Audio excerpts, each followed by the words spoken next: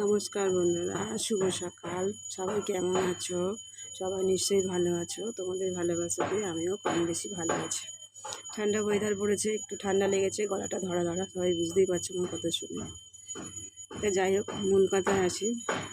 আজ থেকে প্রায় বেশ কয়েক বছর আগে আমার একটা নতুন জীবন শুরু হয়েছিল। বলতে প্রথম মা হওয়া। সেই অনুভূতি তো আর কাউকে বলে প্রকাশ করা যাবে না। প্রথম মা হয়েছিলাম আজকের দিনে। আমার মেয়ে, কন্যা সন্তান। তা আমার মেয়ের আজকে জন্মদিন। আমি চাইবো সবাই ওকে আশীর্বাদ করো, একটু ভালোবাসা দিও।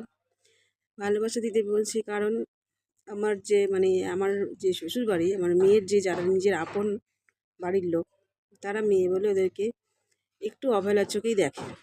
কারণ সকলেরই কম বেশি ছেলে আছে, আর আমারই শুধু মেয়ে। তাই আমার মেয়ে বলে আমার মেয়েদের সবাই একটু অবহেলার চোখেই দেখে। তাই তোমাদের কাছে একটু আবদারই বলতে পারো বা জোর বলতে পারো। তাই বলবো, আমার মেয়েকে একটু আশীর্বাদ করো, ভালোবাসা দিও, যাতে মানুষের মতো মানুষ হতে পারে। আমার মেয়ে বলেই বলবো না, আমার মেয়েকে আমি মেয়ে বলে ভাবি না। সবাই অবহেলা করলো, আমি তো মা অবহেলা করতে পারবো না, আর আমি অবহেলা করিও না। আমার মেয়ে মেয়ে বলে বলবো না, ও আমার একটা ছেলে। কারণ আমি ডায়ে বাইয়ে যেখানে যাই, যা খুশি করি, আমার মেয়েই সব।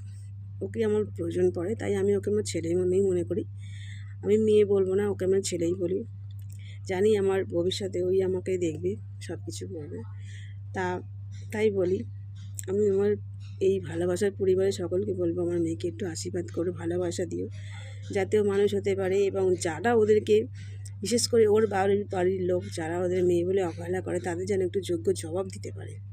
নিজে মানুষের মতো মানুষ হয়ে যেন একটু যোগ্য জবাব দিতে পারে। তাই বলবো, জানি আমার অনেক কষ্ট হয় সবার মুখে যখন শুনি যে মেয়ে।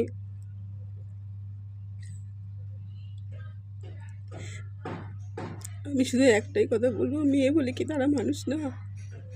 তাই বলবো, সবাই একটু ভালোবাসা দিয়ে আশীর্বাদ করো, যাতে আমার মেয়ে